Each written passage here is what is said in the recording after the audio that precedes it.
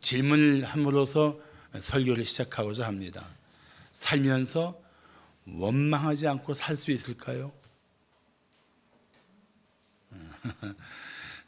국어사전에 보면 원망이란 말을 이렇게 설명하고 있습니다. 남이 내게 한 일에 대하여 억울하게 여겨 탓하거나 분하게 여겨 미워함. 사실 우리는 살면서 이런저런 모양으로 원망할 수밖에 없는 일들을 숱하게 겪고 있습니다. 그런데 성경 인물 중에 처음으로 원망했던 인물이 다름 아닌 아담입니다. 아담은 그의 아내 하와가 건네준 선악을 알게 하는 나무의 열매를 먹었습니다. 그래서 하나님의 말씀을 어긴 것이 되었고 그것이 죄가 되었습니다. 그래서 아담이 하나님께 아내 탓을 하면서 원망을 합니다. 창세기 3장 12절 보시면 아담이 이르되 하나님이 주셔서 나와 함께 있게 하신 여자 그가 그 나무 열매를 내게 줌으로 먹었나이다 하고 자기 아내 탓을 합니다. 그런데 이 아내 탓으로 끝나는 것 같지만 여기에는 하나님을 향한 원망이 있습니다. 어떤 원망입니까? 하나님이 주셔서 나와 함께 있게 하신 여자, 그 여자가 문제입니다. 이런 뜻이에요. 다시 말하면 아담은 지금 하나님께 이렇게 불평하고 있는 것입니다. 하나님, 왜 내게 저런 아내를 주셔서 제가 이런 죄를 짓게 합니까? 이게 맞습니까? 아니에요. 사실은 엄격히 말하면 아담은 하나님 앞에 무릎을 꿇고 제가 잘못했습니다. 제가 잘못해서 어리석어서 아내가 이런 일을 할 때 막지 못했고 제가 동조했습니다. 그랬어야죠. 잠언 19장 3절을 말씀하기를 사람이 미련함으로 자기 길을 굽게 하고 자기 길을 막 굽게 하고 막 엉망을 만들어 놓는 게 누구예요? 자기 자신이에요. 왜요? 미련하기 때문에. 이런 자기가 저질러 놓고 마음으로 누구를 원망합니까? 여호와를 원망합니다. 사람이 미련함으로 자기 길을 굽게 하고 마음으로 여호와를 원망한다. 자기의 잘못된 고집과 욕심으로 저질러 놓은 일을 보면서 하나님 왜 내게 이런 일을 하셨어요? 라는 엉뚱한 분풀이를 하는 것이 사람들의 실상이라는 것입니다.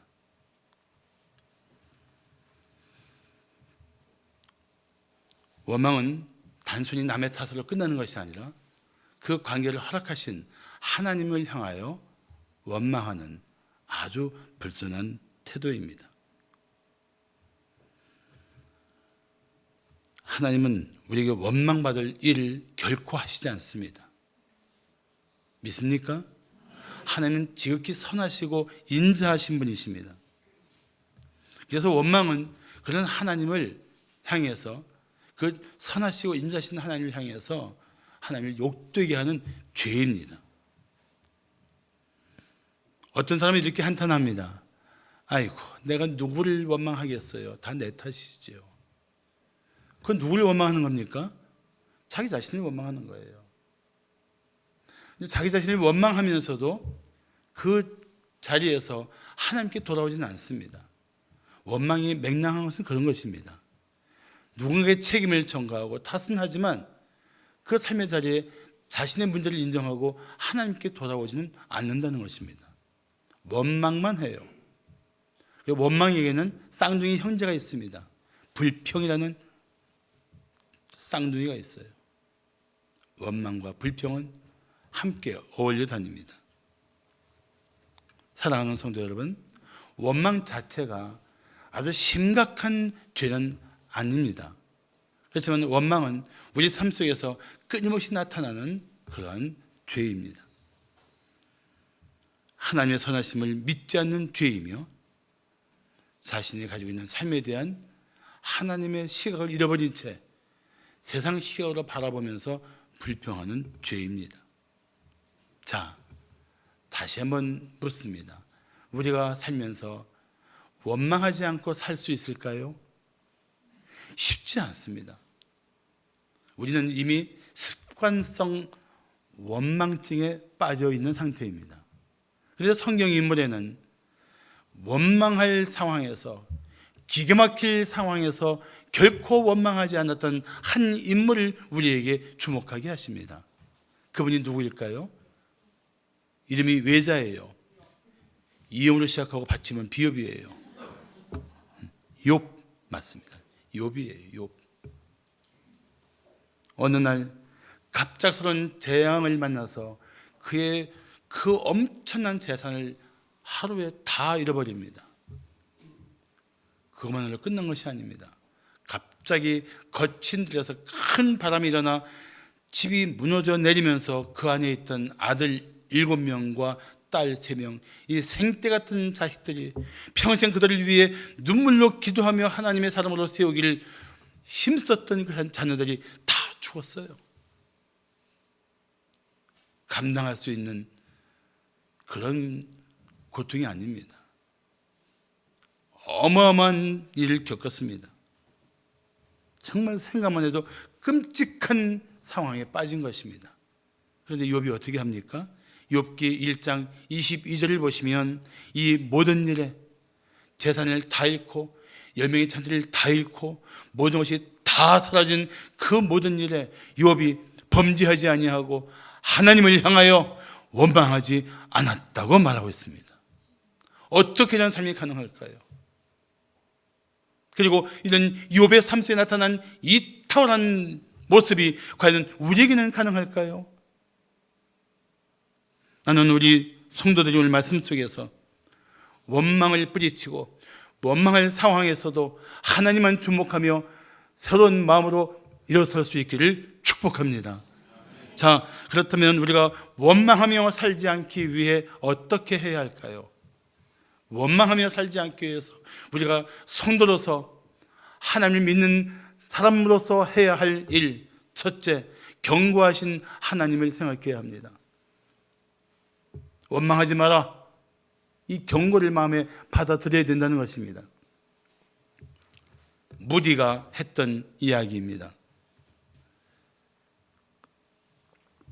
로마의 시저가 귀족들과 친구들을 모아서 큰 잔치를 열기로 했습니다. 그런데 하필이면 그날 날씨가 너무 험악해서 그 잔치를 열지 못했습니다. 화가 잔뜩 난 시저가 화를 가진 사람은 모두 험한 날씨를 준 저 주피터 신에게 화를 쏘라고 명했습니다. 그 명령 앞에 화를 가진 사람들이 다 화를 하늘을 향해서 쏘아 올렸습니다. 잠시 후 하늘에서 떨어진 화살들이 그곳에 있던 사람들을 몸에 박히기 시작했습니다. 죽고 다친 사람들이 허다했습니다. 하나님께 원망하는 것은 하나님께 화살을 쏘는 것과 다를 바가 없습니다. 하나님은 결코 상하지 않지만 원망하는 사람의 삶에는 크고 작은 고통스러운 결과가 나타날 수 있다는 것입니다. 오늘 본문에서 읽었어요. 자, 1절을 보십시오. 여호와께서 들으시기에 백성이 악한 말로 원망하며 여호와께서 들으시고 진노하사 여호와의 불을 그들 중에 붙여서 진영 끝을 사르게 하셨다고 말씀합니다. 여기 세 가지 주목할 단어가 있어요. 원망했다, 하나님이 들으셨다, 그리고 진노하셨다. 그런데 이 원망하다는 단어 앞에 어떤 문장이 있습니까? 악한 말로. 원망은 그 마음이 이미 뒤틀려서 좋지 않은 감정으로 쏟아내는 말이기 때문에 원망 자체는 악할 수밖에 없습니다. 근데 악한 말로 원망하는 것을 하나님이 다 듣고 계신다고 생각해 보세요. 내가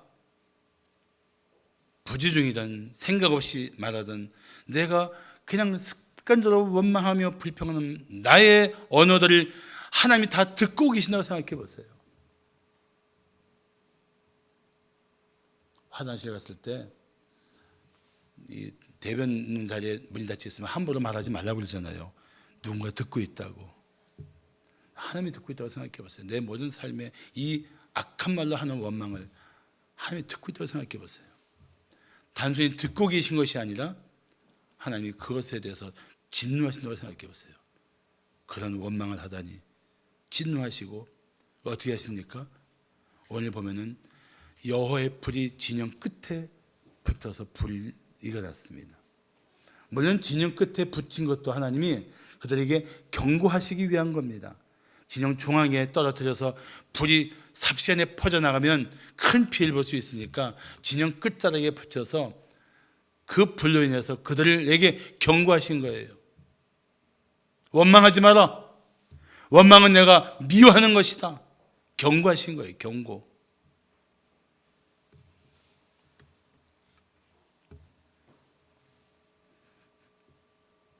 하나님은 원망하는 공동체에게 경고하십니다.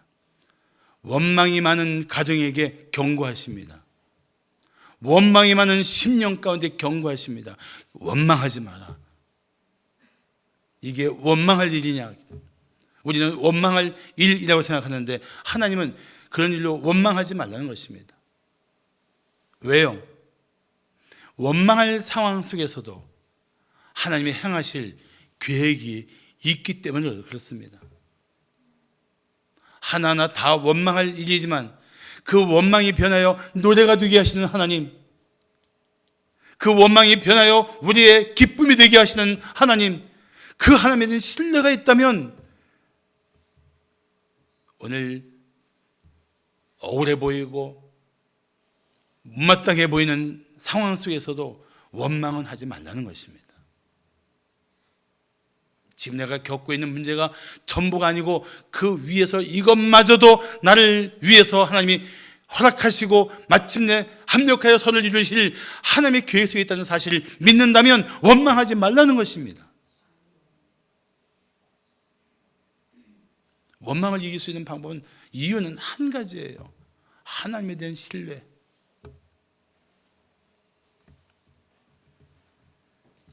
그래서 원망은 하나님이 미워하시는 죄이기 때문에 경고도 무섭게 하신 것입니다. 불을 내려서 그들을 깜짝 놀라게 하십니다. 백성들이 당황해서 부르짖기 시작합니다. 자, 2절을 보십시오. 백성이 모세에게 부르짖음으로 모세가 여호와께 기도하니 불이 꺼졌다고 말씀합니다. 사랑하는 성도 여러분, 원망하는 백성들이 있을 때 원망에 빠져서 그 삶의 그 힘겨운 상황에서 벗어나지 못하고 있는 지체가 있을 때, 원망하다가 하나님의 진노 가운데 빠진 성도가 있을 때 우리는 그들을 위해서 중보기도해 주어야 합니다. 기도해 줘야 돼요.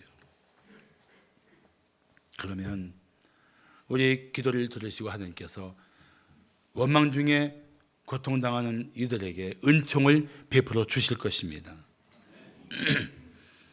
그래서 불이 꺼지고 마침내 안정을 찾은 백성들은 그곳 이름을 다베라라고 붙입니다. 다베라는 불사름이라는 뜻이에요. 불 붙였다. 불사름. 다베라가 무슨 뜻이라고요? 불사름. 이름을 붙인 이유는 간단합니다. 우리가 여기에서 원망하다가 하나님의 경고를 받았지. 그래서 우리는 원망할 상황에서도 경고하신 하나님을 생각하고 경고의 불을 내리셨던 하나님을 기억하고 우리는 원망을 멈춰야 합니다. 원망하는 것은 하나님의 징벌을 자초하는 행위입니다. 그러므로 고린도전서 10장 10절은 말씀하기를 그들 가운데 어떤 사람들이 원망하다가 멸망시키는 자에게 멸망해야 한다니 너희는 그들과 같이 원망하지 말라고 하십니다. 너희는 그들과 같이 원망하지 말라. 원망하다가 멸망당한 사람처럼 원망하지 마라. 명령문이에요. 명령문. 경고의 말씀입니다. 아예 이제부터는 마음을 굳게 먹고 나는 하나님 앞에 원망하지 않는 하나님의 사람이 되겠습니다. 결정해야 할 것입니다. 자, 원망하며 살지 않기 위해 어떻게 해야 할까요? 둘째, 원망하는 사람을 경계해야 합니다. 참 우리 주변에 그런 사람들이 꼭 있어요. 원망과 불평으로 내 삶에 다가와서 그 원망의 쓰레기를, 그 불평의 그 녹돌이들을 내 마음에 마구 던져놓는 사람이 있단 말이죠. 유명한 음악가인 요한 세바스찬 바흐는 시력을 잃게 되고 큰 고통에 빠졌습니다. 그런데 어느 날 한 친구가 찾아와서 기쁜 소식을 전했습니다. 유명한 안과 의사가 마침 바흐가 사는 동네에 방문하게 되는데, 바흐가 원하기만 하면 그 눈을 수술해 주겠다고 한 것입니다. 바흐는 기뻤습니다. 그래서 기꺼이 수술받기를 원한다고 말했습니다. 드디어 약속한 날짜에 바흐는 수술을 받았고, 나흘이 지난 뒤에 의사는 바흐의 눈에서 붕대를 풀었습니다. 그 근처에 있던 가족들은 잔뜩 긴장하며 보고 있다가 붕대가 다 풀린 순간 물었습니다. 보여요?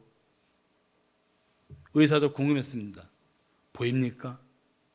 그때 바흐는 이렇게 대답했다고 합니다. 주님 뜻대로 되었어요. 아무것도 보이지 않네요. 아무것도 보이지 않는 수술이 실패한 그 삶의 자리에서도 원망하기보다는 이것도 하나님의 뜻으로 받아들이고 겸손히 자기의 삶에서 하나님을 의지했던 믿음의 사람이 바로 요한 세바스찬 바흐였습니다. 그가 그렇게 하나님께 고백하면서 그는 가족들에게, 절망에 빠진 가족들에게, 실망의 표정이 역력한 그 가족들에게 이런 부탁을 합니다. 나를 위해 노래를 불러주세요. 그때 그 불렀던 노래 가사는 이런 것입니다. 주님의 뜻을 이루소서. 그분은 항상 가장 좋은 것을 주시네. 원망할 수 있는 삶의 자리에서 가족들에게 선한 영향력을 끼치며 하나님을 찬송하게 했던 사람, 바흐였습니다. 그런데 오늘 본문 4절을 보십시오.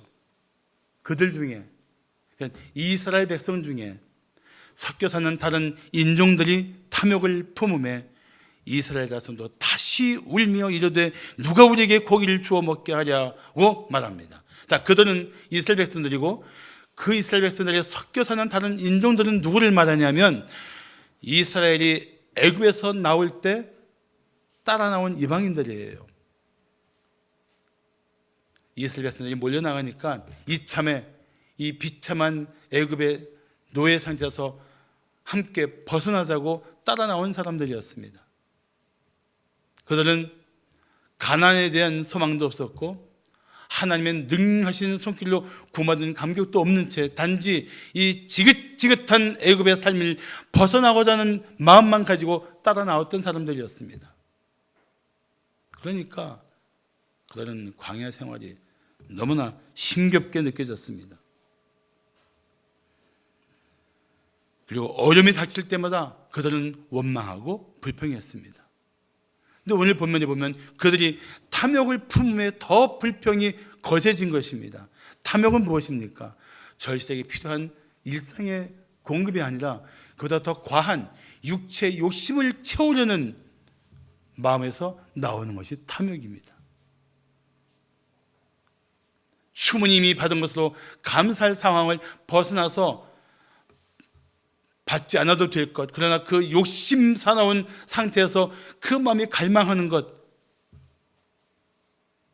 그것이 탐욕이란 말이죠. 탐욕은 끊임없는 원망과 불평을 생산해내는 생산 공장과 같습니다. 탐욕을 품은 채는 감사할 수 없습니다. 기뻐할 수 없습니다. 원망과 불평이 계속 쏟아져 나오게 돼 있어요.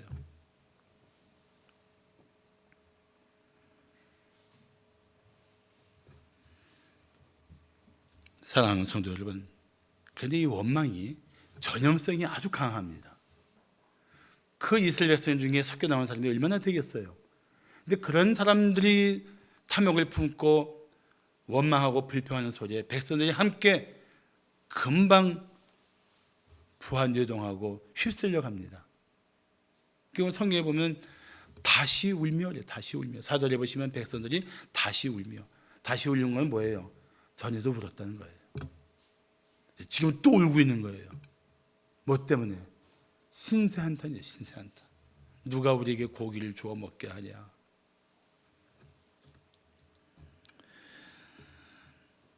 멀쩡한 사람도 자꾸 원망하고 불평하는 소리를 듣다 보면 넘어가게 되어 있습니다. 처음 들을 때는 설마 그럴까 싶다가 계속 들으면 공감하게 됩니다. 그래서 우리는 아예 원망하고 불평하는 소리를 하는 사람들을 경계해야 합니다. 원망하면 이렇게 말해야 돼요. 스탑. 얘기하지 마세요. 저는 원망하는 소리를 듣고 싶지 않습니다. 불평하면 얘기하세요. 하지 마세요. 불평하는 소리 하지 마시고 어떻게 하면 좋을지를 말씀해 주세요. 우리 함께 노력해 봅시다. 아예 차단하세요. 차단하지 않고 그냥 그런 탐욕에 빠져서 원망하고 불평하는 온갖 녹두리를 다 받아주지 마세요. 여러분 가정에 누가 쓰레기를 던지면 그냥 다 좋은 마음으로 받아주고 있을 겁니까? 막아야죠. 거절해야죠.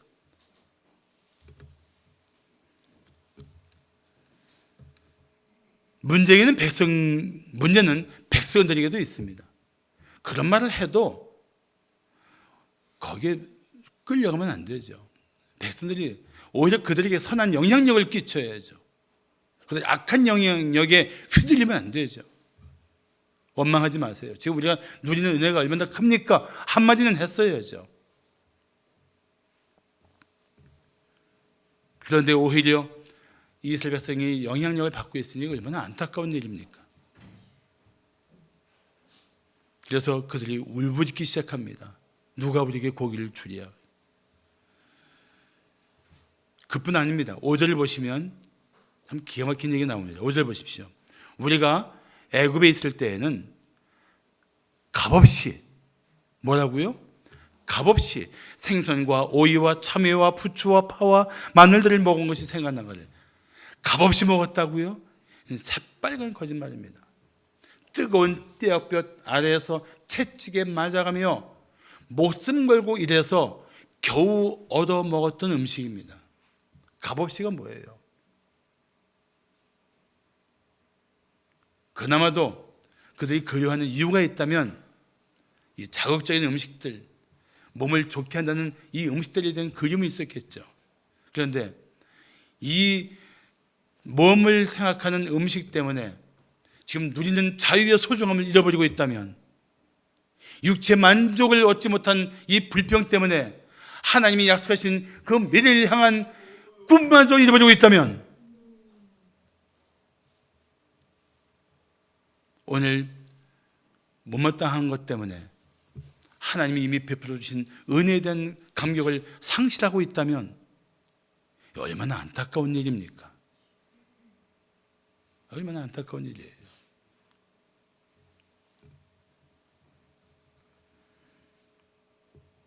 그런 몸의 만족을 추구하는 것 때문에 하나님의 은혜를 하들 것 없이 여기고 하나님의 계획들에 대한 시선도 잃어버린 채 방황한다면 이 원망은 얼마나 사람들을 혼란스럽게 하는 역할을 합니까? 교회 공동체 안에도 그럴 수 있어요. 우리 옛 노래에 과거를 묻지 마세요라는 노래가 있지만 저는 오늘 이들 행태를 보면서 이런 말을 하고 싶습니다. 과거를 미워하지 마세요.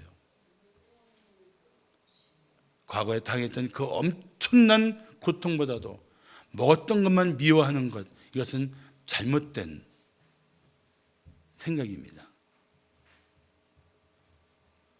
그리고 이 과거를 미워하지 말고 그런 비참한 과거에서 건져주신 은혜를 기억하십시오.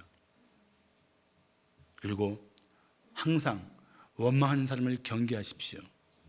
그래야 원망을 뿌리치게 될 것입니다. 마지막으로 원망하며 살지 않기 위해 어떻게 해야 할까요? 셋째, 잃어버린 감사를 회복해야 합니다. 잃어버린 감사. 어느 날 집에 돌아온 아들이 상기된 목소리를 말합니다. 아빠, 오늘 정말 감사한 일이 있었어요. 뭔데? 제가 집으로 오는 중에 차가 2번 굴렀는데 저는 이렇게 상처 하나 없이 말짱합니다. 아버지가 그래, 정말 감사하구나. 그런데 나는 더 감사한 일이 있었단다. 뭔데요? 난 한 바퀴도 안 굴렀어.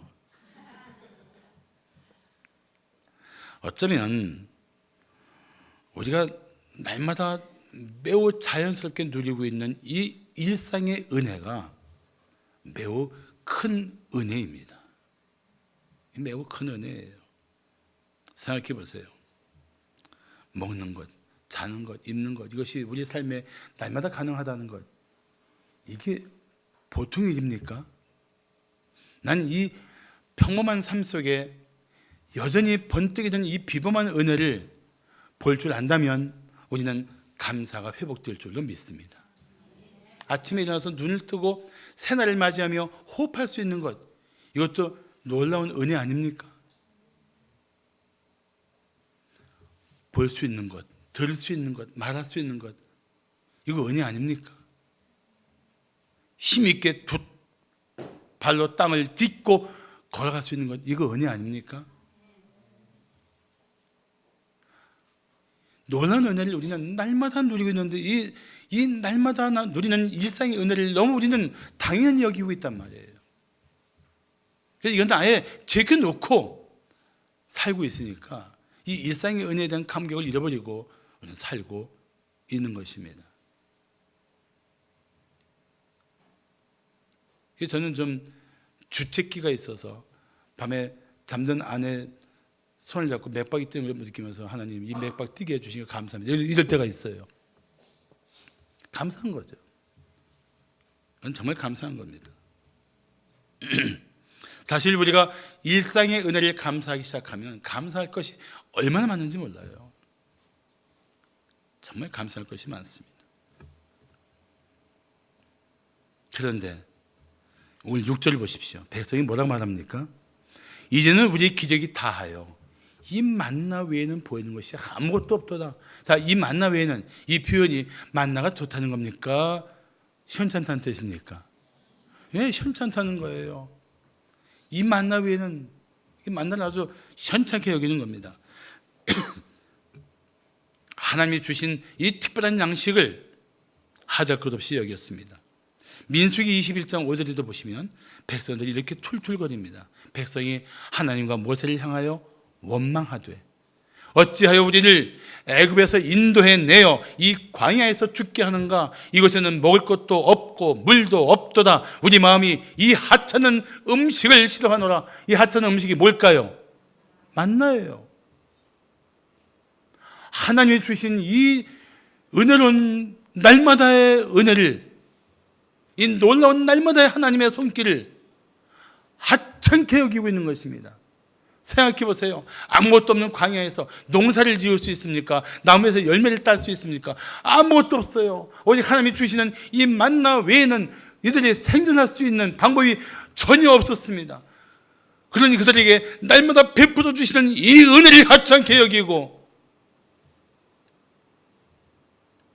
못마땅하게 여기고 원망하고 불평하고 있다는 것입니다.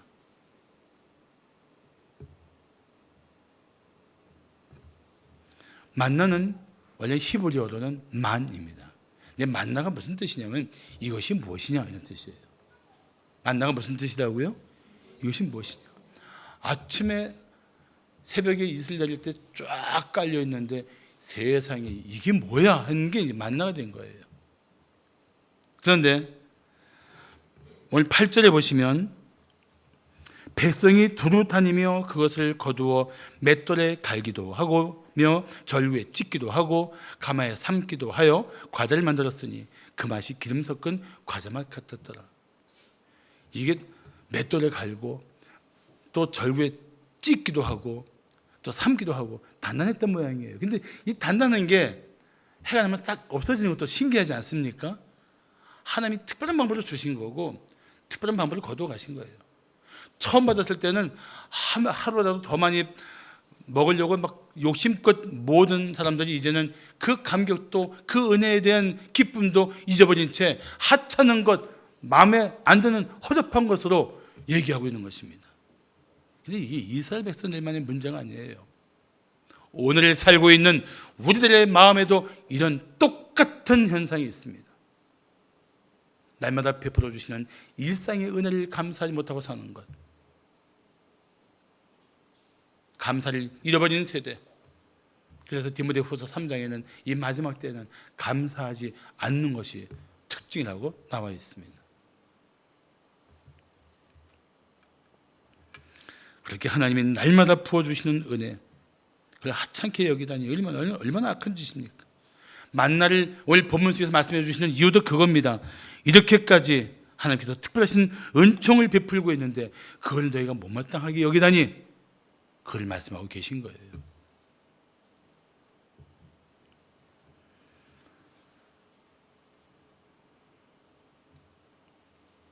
우리가 하나님께 받은 은혜가, 날마다 받는 은혜와 영원히 받은 은혜와 평생 받고 있는 은혜가 얼마나 크고 놀라운 것인지를 알게 된다면 우리는 감사해야 마땅합니다. 기뻐해야 합니다. 찬양하며 살아야 합니다. 그게 성도의 삶의 특징이 되어야 돼요. 어느 성경학자는 원망하는 이유를 이렇게 설명했습니다. 우리가 기억할 것은 망각하고 망각할 것은 기억하기 때문이다. 우리가 뭘 기억해야 하는지 생각해 보세요. 하나님의 은혜,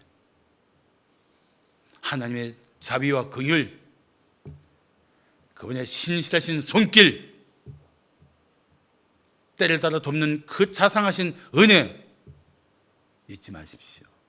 그럼 감사가 회복될 것입니다. 이제부터 어떤 원망도 멈추십시오. 이미 당신이 날마다 누리는 은혜가 얼마나 크고 과분한 것인지를 생각하고 감사하십시오. 매일 감사하는 성도는 원망하는 마음을 뿌리치게 될 것입니다.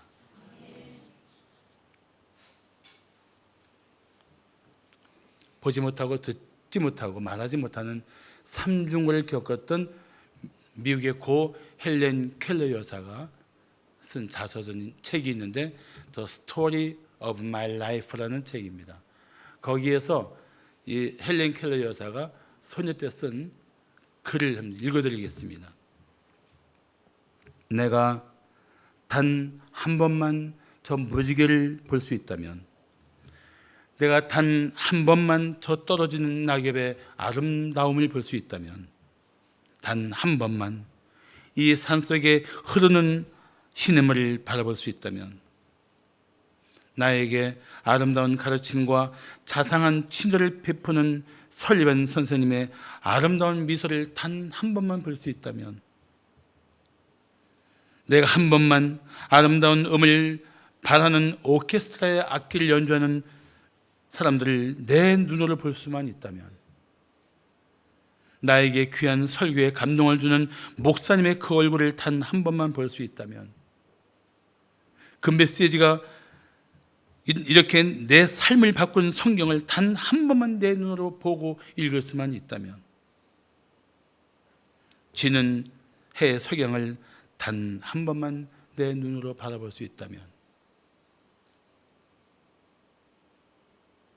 그런데 헬렌 켈러 여사가 그토록 소원했던 그 단 한 번만의 일들을 우리는 지금 매일매일 누리고 있어요. 매일 누리고 있어요. 우리가 탐욕을 버리고 하나님이 우리 삶 속에 이미 베풀어 주신 은혜, 그리고 지금도 때마다 베풀어 주신 은혜를 생각한다면 우리는 정말 감사하는 마음을 가지고 주님을 찬양하지 않을 수 없을 것입니다. 더구나 우리는 영원한 하나님 나라의 약속을 가지고 전진하는 순례자 아닙니까? 이 세상의 삶이 끝나면 영원히 누릴 영광을 약속받은 하나님의 백성들 아닙니까? 이 순례 길을 걷는 동안에 하나님을 아버지라 부를 수 있는 자녀의 특권을 가진 하나님의 자녀들 아닙니까? 그렇다면 원망하지 말아야 합니다. 불평하지 말아야 합니다. 날마다 하나님께 감사하며 찬양할 줄 알아야 합니다. 그래야 우리는 더 놀라운 은혜를 눈을 열어보게 될 것입니다. 그래서 세상 사람의 탐욕과 세속적인 태도에 휩쓸리지 말아야 합니다. 오히려 이 세상이 전부인 것처럼 살고 있는 이웃에게 선한 영향력을 나타내고 살아야 마땅합니다.